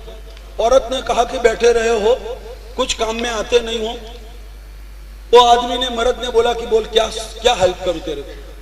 वो जो पिशवी लगी हुई है, थैली जो लगी हुई है पिशवी, वो पिशवी को ले लो, बाजार में चले जाओ, 1 किलो भिंडी की सब्जी लेके आओ और साथ में मिर्ची भी लाओ, हरी भी लाओ, मेथी भी लाओ, कोथमीर भी लाओ, धनिया भी लाओ, वो सब लेके आओ। इतना माप से इतनी आइटम लेके आओ, जाओ पैसा लेके जाओ। वो गया, पत्नी आज्ञा तहत थी, बाजार में गया, जो भाजी मंडी के अंदर में से लिखा था वैसा सब ले लिया। उसको लगा कि आज मैंने उसका काम किया है, बहुत अच्छा मार्क मिलेगा, कम से कम चाय तो अच्छी पिलाएगी। घर आया, दाखिल होती उसने पूछा कि सब लेके आए हो? उसने कहा हाँ, तूने जो लिस्ट दिया पूरा का पूरा सामान लेके, सब बराबर लाए हो। तू पहले देख ले, बाद में सरा अच्छा लाया कि बुरा लाया, तू देख, तेरे को पता चलेगा। उसने पिशवी खुली की, अंदर से भिंडी निकाली, एक भिंडी को ऐसे मरोड़ के देखा। उसने कहा कि तुमको कुछ लाने को नहीं आता है, कैसी भिंडी उठा के आए? ऐसी भिंडी चलती है? बहुत खराब भिंडी लेके आए।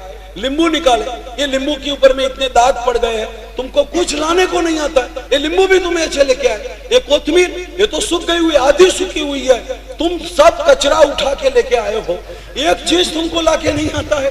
भिंडी में भी कचरा करके आए, ये कोथमीर में भी कचरा करते आए, ये नींबू भी कचरा लेके आए, तुम सब कचरा उठा के और पैसा पानी में डाल के आए। वो सुन ही रहा था, क्योंकि मेरी शिविर भर के गया था। उसने सोच के रखा था कि गुरु महाराज ने बोला है कि कभी बीच में बोलने का नहीं। उसका भाषण समाप्त हुआ। पत्नी ने कहा कि आज इतना बोल रही हूं, कुछ जवाब नहीं दे रहे हो, क्या सोच में हो? हस्बैंड ने आस्ते से धीरे से इतना ही कहा कि मैं वो सोच में हूं कि मेरा भाग्य कैसा है, मेरा कर्म कैसा है, मेरी कुंडली कैसी है कि जब से पैदा हुआ हूं तब से मेरे भाग्य में कचरा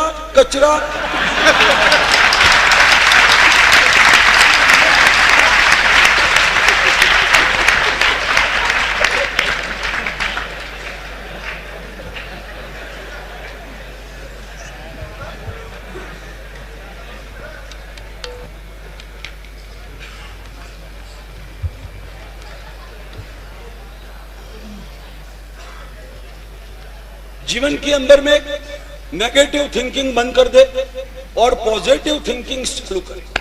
लुक पॉजिटिव, जो भी कुछ देखो वो पॉजिटिव देखो, नेगेटिव मत देखो। कभी भी मौका आ जाए तो बोलो कि अच्छा हुआ, जो होगा वो अच्छा ही होगा। वैसे पॉजिटिव थिंक्स करने से माइंड को रेस्ट मिलेगा।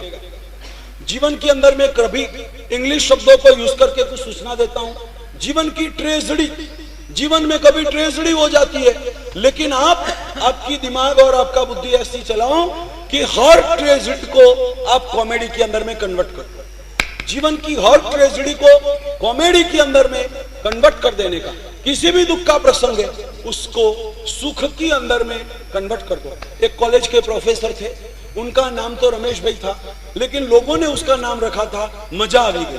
मजा आ गई, उसका नाम मजा आ गई। क्यों? तो उनका लेक्चर जब भी होता है, जब भी प्रोग्राम होता है, तो आखिर शब्द उनका वही रहता है कि मजा आ गया, बहुत मजा आ गया, बहुत मजा आ गया। हर बात में वो मजा आ गया बोलते हैं।